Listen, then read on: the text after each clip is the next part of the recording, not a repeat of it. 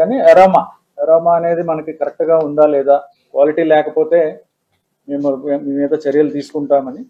So అందరి management వాళ్ళు వచ్చారు, ఒక్కొక్కరు వాళ్ళతో మాట్లాడి చెప్పిన తర్వాత కొంతమంది ఇంప్రూవ్ చేశారు. ఆ శాంపుల్లో అడల్టరేషన్ ఉందని తెలియదు.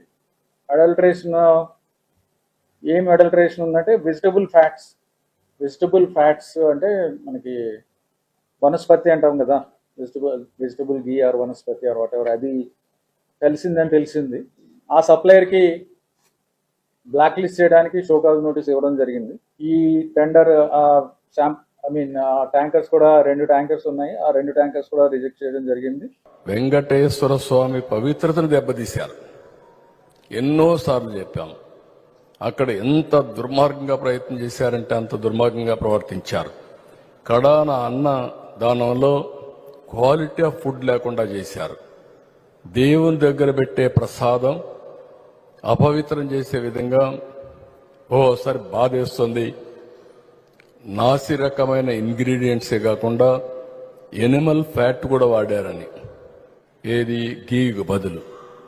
ఈరోజు స్వచ్ఛమైన గీ తెమన్నాం, ప్రక్షాళన చేయమన్నాం, నాణ్యత పెరిగింది, ఇంకా కూడా నాణ్యత పెంచుతాం. అల్టిమేట్గా వెంకటేశ్వర స్వామి మన రాష్ట్రంలో ఉండడం మనందరి అదృష్టం. The report says it is adulterated with animal fats.